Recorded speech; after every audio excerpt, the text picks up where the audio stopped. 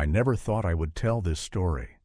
More than 20 years have passed, but those August nights still come back to me in my dreams. I can still hear that sound in the snow and see what stood between the trees, staring straight at me. Do you think mountains are just rocks? You're wrong. Sometimes they become the walls of a prison that no one knows about. I never thought I would tell this story. More than 20 years have passed, but those August nights in 2000 still come back to me in my dreams. I can still hear the rustle of pine needles under heavy boots and see long shadows creeping down the slopes of Electric Peak. Back then, I was just a young deputy sheriff in Gardner, Montana, and I believed that mountains were just rocks and trees. I was wrong. Mountains have eyes that never blink. It all started on August 14th. The heat was unbearable. The air was thick and smelled of dry grass and heated resin. The parents of 18-year-old Emily Jones contacted our station. She, her older brother Mark, and her fiancé Tom, strong guys who were not new to hiking, had registered for the Sky Rim Trail. It was a classic 3-day hike, a Garmin GPS navigator, a real luxury at the time, backpacks full of provisions, and confidence in their own abilities. They were last seen by rangers at the Creekside campground. They were laughing, cooking dinner on a gas burner, and looked perfectly happy. When they didn't get in touch or show up at the endpoint a week later, we realized something had gone wrong. We sent out helicopters, volunteers, and the state's best trackers. I still remember the taste of that search operation, a mix of cheap coffee from a thermos and the metallic taste of fear. On the 4th day of searching near Specimen Creek, we found our first clue. It was Tom's backpack, an Osprey, Model Ether, dark blue. It was lying in the water, caught on the roots of an old willow tree. The strap wasn't just torn, it had been cut with something very sharp. There was nothing inside, no food, no clothes, no documents, only emptiness. We combed every square inch of the forest until an unusually early snowfall hit in early September. The mountains turned white overnight, hiding any traces. The search was officially called off. The report said, probable predator attack or accidental drowning. The case was archived, but for a long time I couldn't look at snow without feeling uneasy. I knew that bears don't cut backpack straps with knives. I knew that 3 people couldn't just vanish into thin air without a sound. 13 months passed. The pain subsided, becoming a dull ache in my chest, until one morning the phone rang in my office. It was biologists conducting a census of grizzly bears in a remote sector of the park where tourists almost never venture. They had found something that defied all logic. I went there immediately. We walked for about 6 hours through thick undergrowth where the wind howled among the trees like a wounded beast. The air there was different, cold and still, like in a crypt. The tracker stopped and pointed upward.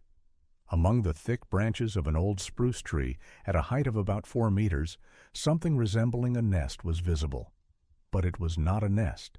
It was an observation post, a treehouse, built with such military precision that it was impossible to notice it until you got close. Steps carved into the trunk, camouflage netting, metal fasteners. When we climbed up there, I felt a chill run down my spine. A girl was sitting on an old army cot, wrapped in a faded blanket.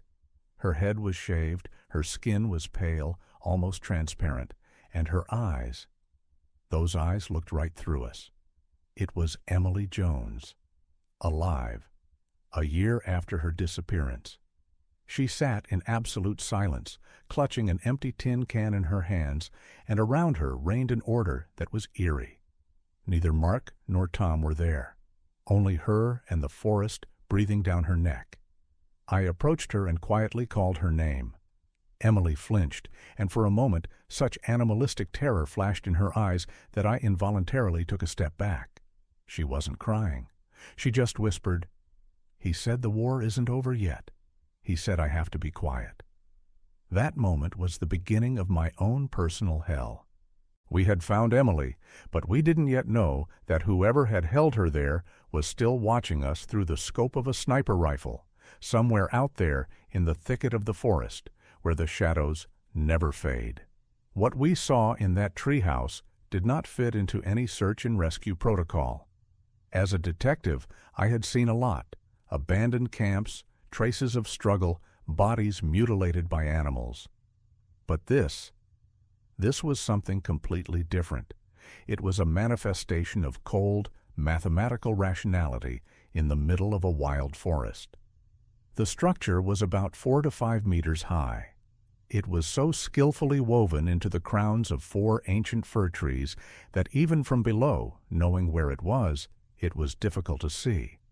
Army-style camouflage nets, intertwined with live pine needles, created the illusion of natural growth. The steps carved into the trunk were wrapped in thick rubber so that boots would not knock and leave unnecessary sounds. When I climbed inside, the first thing that struck me was the smell. Not rot or dampness, but a mixture of gun oil, dry alcohol, and a strange, sterile cleanliness. Emily was sitting on a narrow bunk. Her head was shaved clean, almost to a shine. Blue veins stood out clearly on her pale skull. She was wearing an old army sweater, several sizes too big, and thick fabric pants. "Emily, we've come for you. You're safe," I said, trying to keep my voice from trembling. She slowly raised her eyes. There was no joy in them, no relief, only the emptiness I had seen only in veterans who had gone through the worst meat grinders. She didn't ask about her parents. She didn't ask where she was. "Quiet," she whispered, pressing her finger to her lips. "He'll hear. Skyrim is listening." We began to survey the room. It wasn't a prison in the classic sense. It was a self-contained survival node. Along the walls were shelves cobbled together from rough planks. There were supplies, dozens of Army MREs marked mid-90s, hermetically sealed bags of grain, an activated carbon water filtration system, and, what struck me most, notebooks with graphs.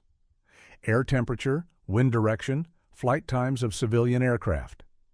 Someone was keeping detailed observations of the world here, while remaining invisible.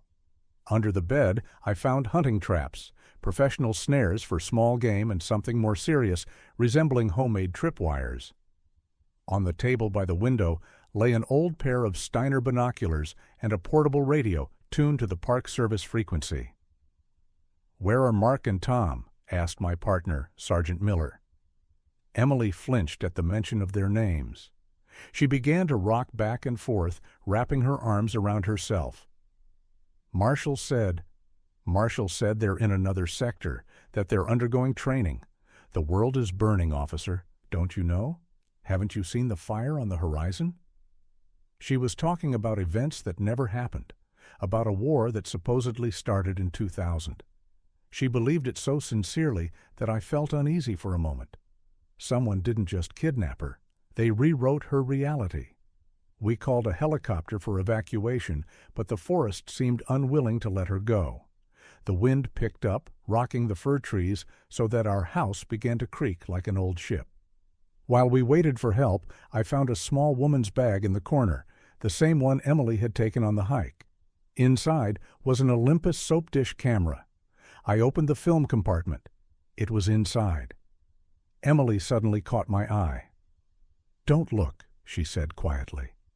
"That's what they found, the metal whispering underground. That's why Marshall came. That night, we took her out of the forest."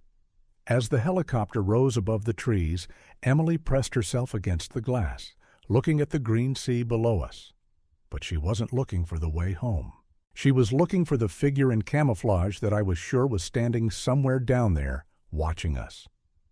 We had found our victim, but we also knew that there was someone in this forest with the skills of a Special Forces soldier and the psychology of a maniac.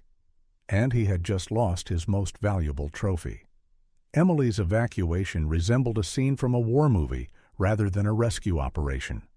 When the helicopter lifted her into the sky, she closed her eyes and began to rock monotonously, ignoring the headphones and blanket that the medic had thrown over her.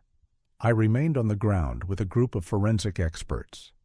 We needed to understand how the girl had managed to survive here for over a year, and most importantly, who had turned this tree into a military base. The search of the house took all night. We worked by the light of powerful flashlights that brought out details from the darkness that made our hearts sink. This was not a hermit's random dump. This was the object. Everything had its place. Detective Gray, my mentor, arrived from Gardner on the first flight. He stood in the middle of the room for a long time, examining the water purification system.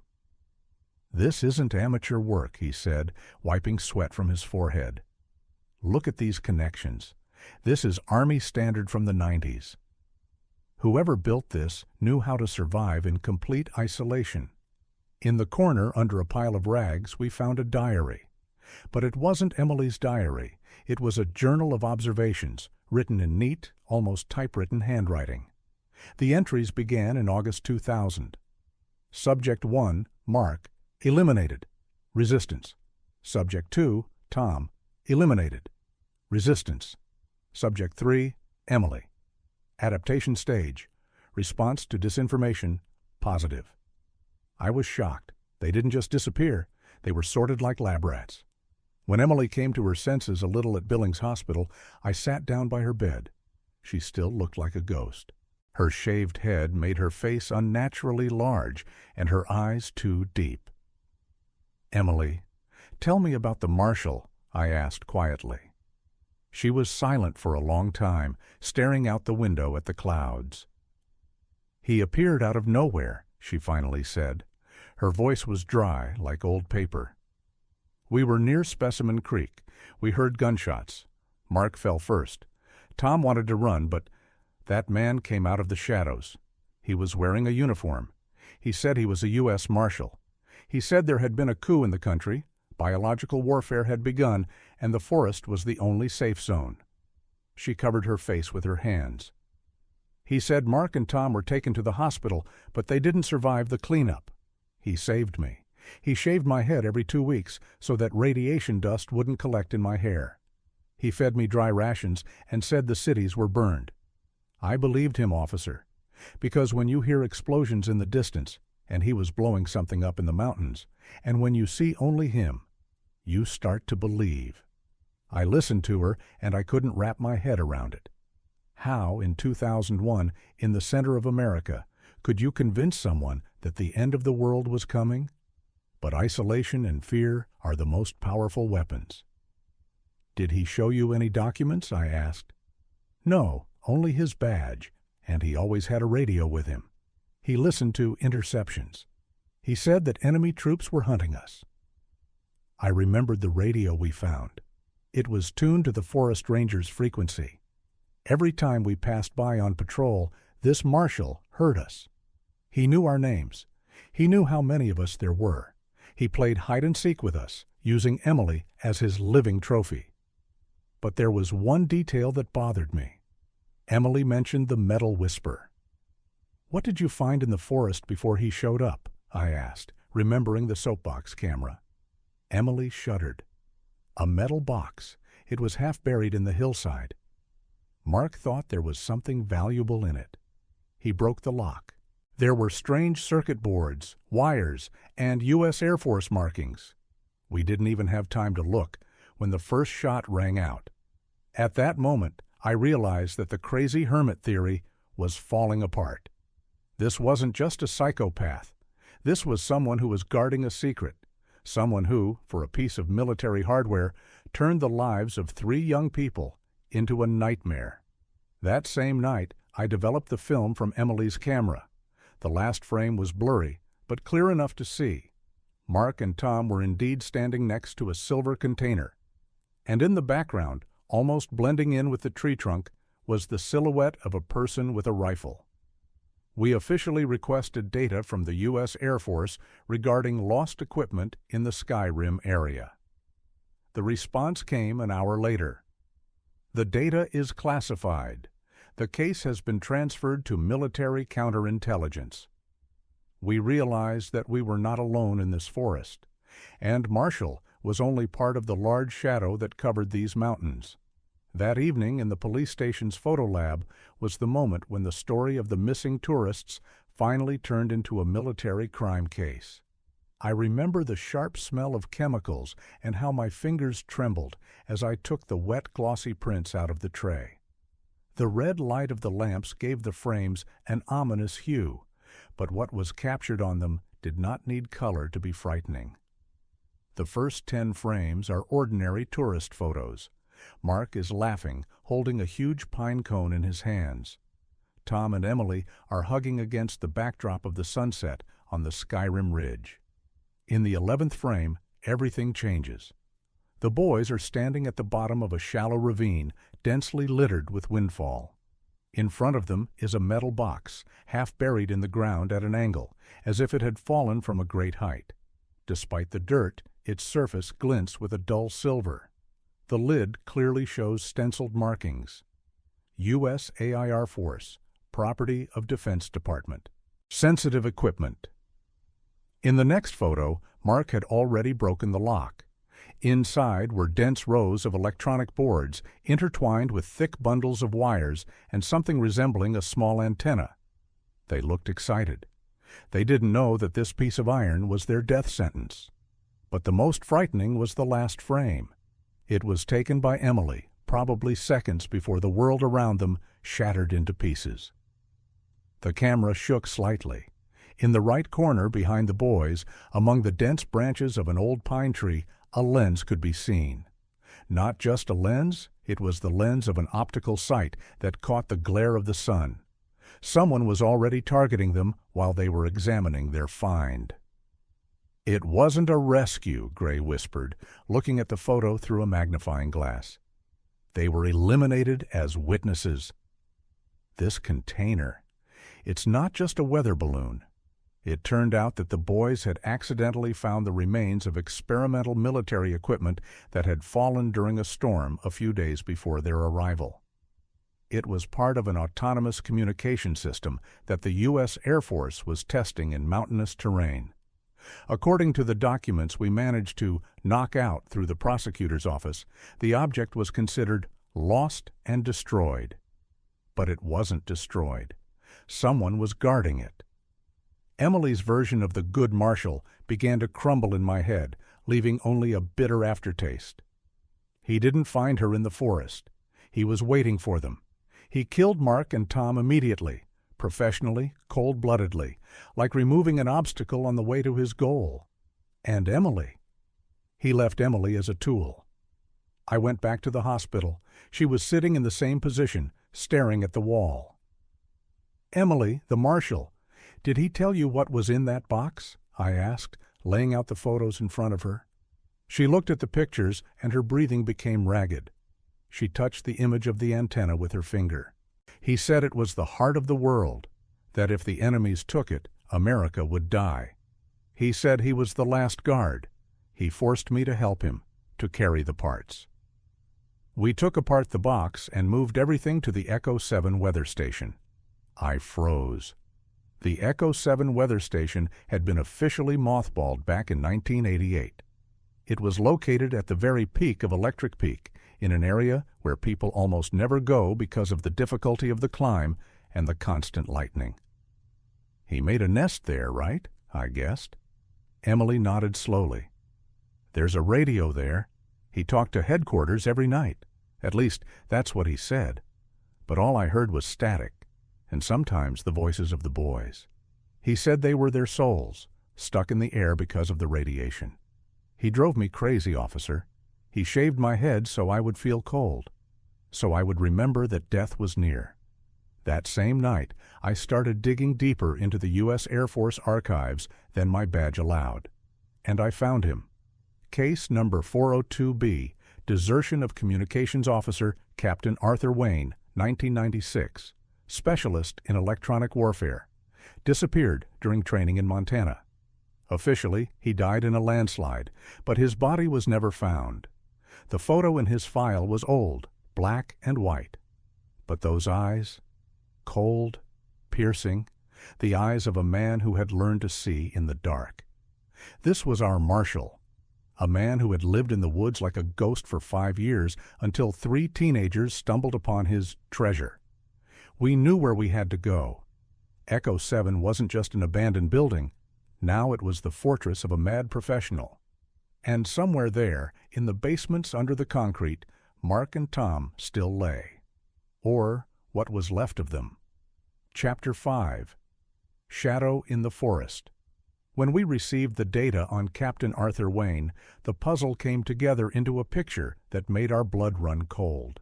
Detective Gray didn't leave Gardner's archive for 2 days, digging up old reports of strange radio interference that local airline pilots had been complaining about for the past few years. Now we knew. Echo 7 was not just an abandoned concrete box, but a functioning communications hub that the deserter had turned into his private headquarters. I personally led the reconnaissance team. We set out for the foot of Electric Peak at dawn, when the fog was so thick you could almost touch it, like wet cotton wool. The air was saturated with the smell of wet pine needles and ozone, as if the mountains were warning us of danger. Emily insisted on being our guide. She sat in the police jeep, wrapped in a fleece blanket, and rubbed her bald head incessantly, a habit she had retained after a year in captivity. "He doesn't just live there," she whispered as we stopped at the start of a steep climb. "He's connected to the park's nervous system. He hears your every step on the radio. He sees the movement of the air." We began the climb. The higher we went, the stranger the discoveries became. On trees far beyond the tourist trails, we found homemade antennas made of copper wire and fragments of that same silver box. Some tree trunks had strange symbols carved into them, circles with dots inside, exactly like those we had seen in the diaries of others who had disappeared in these woods. When we reached the edge of the forest, a gloomy panorama of the Echo 7 weather station opened up before us. It was a 2-story building made of solid concrete, built into the rock. Above the roof towered a huge radio mast, which hummed strangely in the wind, emitting a low, vibrating sound. Through my binoculars I saw what Emily had been talking about. New, freshly laid cables ran to the mast, and the windows were covered with armored shields. "Look at the ground," Gray ordered quietly. Near the entrance to the station basement, fresh mud clearly showed the tracks of heavy army boots. But there was another track nearby, a fibrous streak, as if someone had been dragging something heavy and long. My heart skipped a beat. I remembered Tom's backpack with the cut strap. Suddenly, the radio on my belt burst with static, and then a voice broke through the hissing. It wasn't the dispatcher's voice. It was a calm, almost mechanical male tone. "You have breached the perimeter, officer. The confidentiality of Echo 7 is a national security priority. You have 60 seconds to turn around, or I will initiate neutralization protocol." Emily heard this and fell to her knees, covering her ears with her hands. "It's him! It's Marshall!" she cried. I looked at Gray. We realized that our stealth approach had been an illusion from the start. We were standing on an open slope, in the crosshairs of a man who considered himself the last soldier of a forgotten war. At that moment, metal clicked somewhere on the station roof. The sound reached us a second later. It was the distinctive sound of a sniper rifle being unlocked. We threw ourselves behind the nearest boulders just as the first bullet knocked a chip of granite out of the ground where Emily had been standing. The battle for the truth about Skyrim was no longer an investigation. It had turned into a siege. We lay behind the sharp fragments of rock, pressed into the cold ground, while bullets whistled over our heads. The rumble of sniper fire echoed off the slopes of Electric Peak, creating the illusion that shots were coming from all directions. Emily trembled beside me, her fingers digging into my jacket with such force that I could feel her every movement. In the chaos, accompanied by the metallic clang of bullets hitting the concrete of the weather station, she finally broke down. Her year-long silence crumbled like dry sand. "He didn't just keep me there," she whispered, her voice barely audible above the whistling wind. "He forced me to watch. To watch what he called sacrifice for a higher purpose." Emily began to speak quickly, swallowing her words as if she were afraid that the next bullet would prevent her from finishing. She confessed that the marshal, Captain Wayne, had not saved them. He had intercepted them near that damn Air Force box. Mark and Tom were excited. They wanted to take the electronics they had found, thinking it was an expensive weather balloon that could be sold for a profit. They didn't know that for Wayne, this device was a relic, part of his personal mission in these mountains. "He killed them almost immediately." Emily closed her eyes, and tears traced clear paths down her dust-covered face. "They wanted to leave. They wanted to take the container. He called them looters. He said they were a virus that defiled the sacred land. One shot at Mark, then another at Tom when he tried to pull out a knife. It was all so fast, so professional." She told how he had left her alive only because he needed working hands to move heavy equipment to Echo 7 station. But there was another, more sinister reason. Wayne was obsessed with the idea of heredity. He believed that the world beyond the mountains had long since been burned in nuclear flames, and he was preparing Emily as his assistant for the new world. "He didn't shave my head because of lice." Her voice trembled with disgust. "He said that hair preserves memories of the old world, that I had to become a clean slate. He made me believe that my family was gone, that Gardner was just a pile of ashes. Every day he played me recordings of radio interference, claiming they were the cries of survivors asking for help that only he could provide." Emily admitted that he had intimidated her to such an extent that she began to see him as her only protector. He convinced her that if she ran away, she would die of radiation or be shot by mopping-up squads, which he claimed were our ranger patrols. She heard our voices on the radio, but was afraid to respond because she thought we were executioners. But the worst part was in the basement. Emily suddenly fell silent, and her eyes became glassy. There, under the concrete slabs of the station, he didn't bury the boys. He put them in sealed military containers, the same ones used to store spare parts for aviation equipment. He said they were now part of the system, that their energy powered the antenna. I felt my stomach tighten into a tight knot. He wasn't just a deserter, he was a techno-shaman who had gone mad in complete isolation. He used his knowledge of radio electronics to create his own cult around a piece of military hardware. He told me that if I tried to escape even once, he would open the containers, she whispered. I knew he would do it. I saw his knife. I saw how he looked at me when he thought I was asleep. It was not the look of a human being, but of a beast guarding its prey. A bullet hit the rock right next to us, showering us with stone chips. Detective Gray checked his gun. "We have to get him out of there," he said, "before he turns this peak into a mass grave." We lay in the darkness that was gathering over Electric Peak, and I knew that every minute of delay gave Wayne a chance to complete his ritual. Emily's confession finally lifted the burden of lies from her, but it also filled us with icy determination. Mark and Tom's bodies were waiting in the Echo 7 basement, and upstairs, a man who had long since crossed the line of humanity was waiting. "He won't give up." Emily looked at me, and for the first time, a glimmer of willpower appeared in her eyes. "He considers this station his body. You have to destroy it to stop him." I nodded to Gray. We called in the SWAT team, but I knew that we had to hold our position until they arrived, because the shadow in the forest, armed with a sniper rifle, had just realized that his secret no longer belonged to him alone. The air at the top of Electric Peak was so thick with the smell of ozone and gunpowder that every breath burned my lungs. We were trapped between cold rock and the madness of a man who had taken it upon himself to decide who lived and who died. The state SWAT team arrived by helicopter as the sun began to sink toward the horizon, turning the rocks the color of baked blood. The roar of the blades shattered the silence that Captain Wayne had carefully guarded for years. "This is the state SWAT team. Come out of the building with your hands up." The voice boomed through the megaphone, but the only response was another series of shots.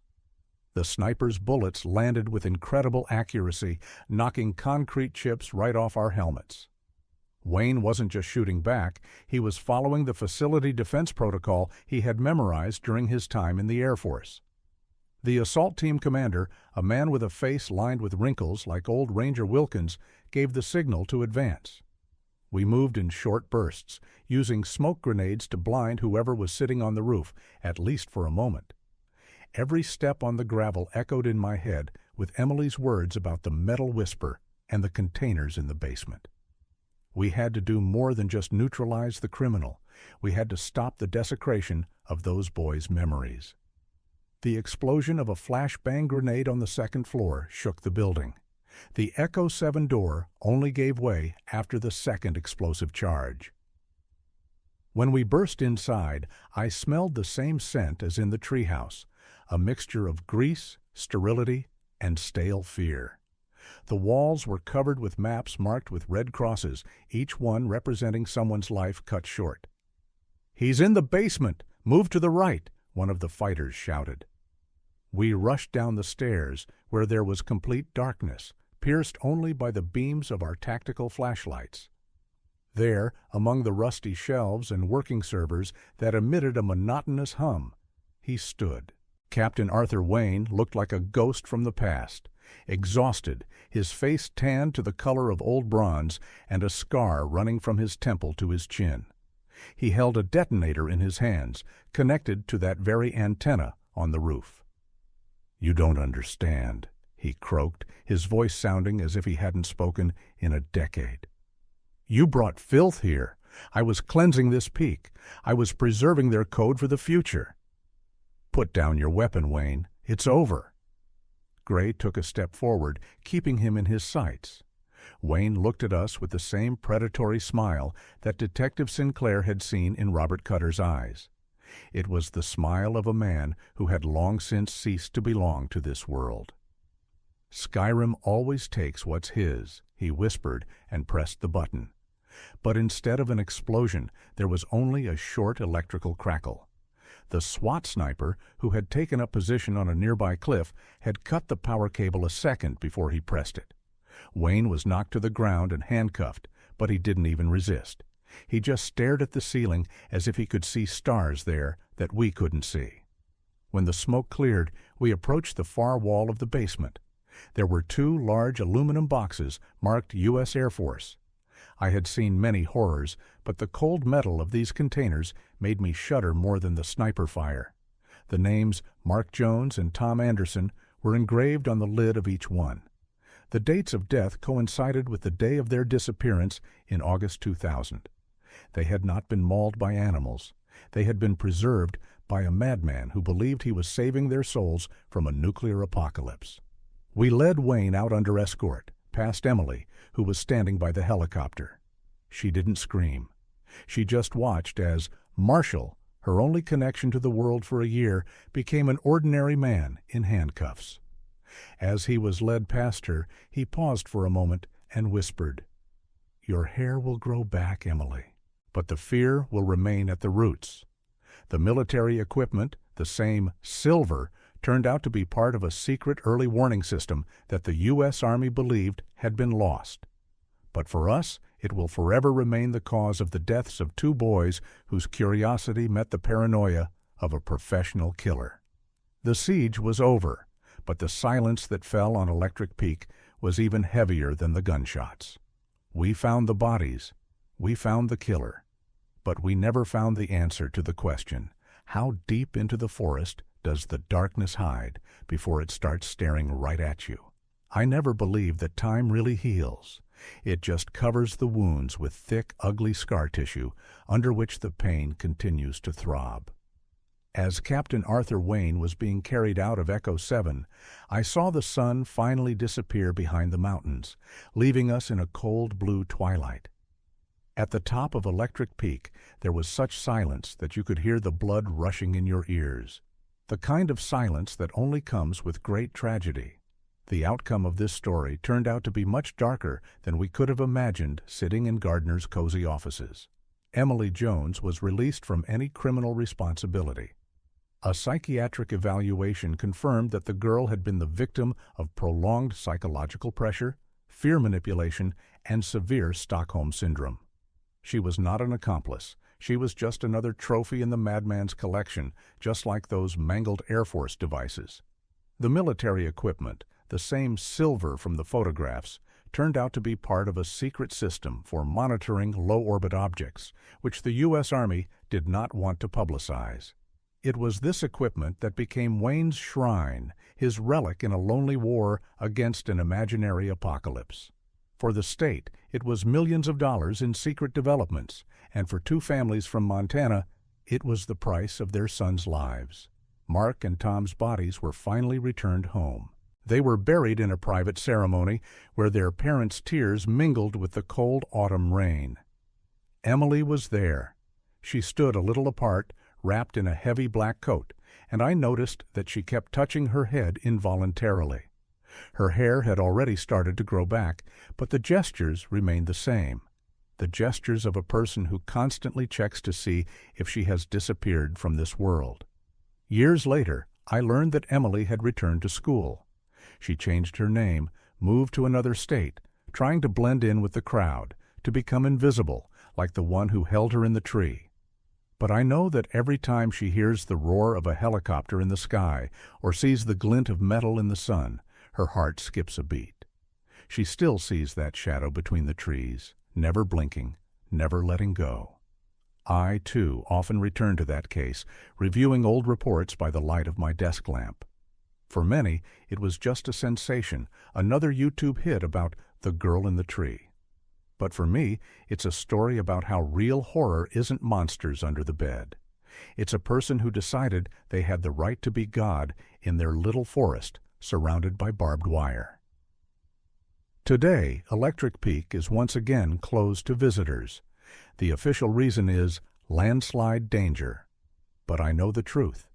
There, 4 meters above the ground among the fir trees, empty bunks still stand, waiting for someone who accidentally steps on someone else's secret.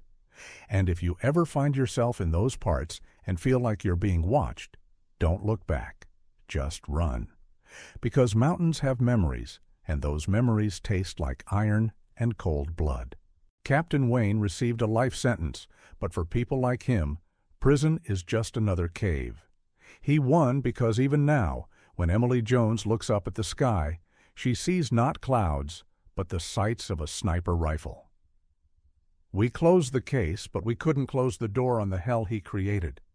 True healing is not forgetting, but the ability to live with the awareness that there are always eyes in the forest that see you better than you see yourself.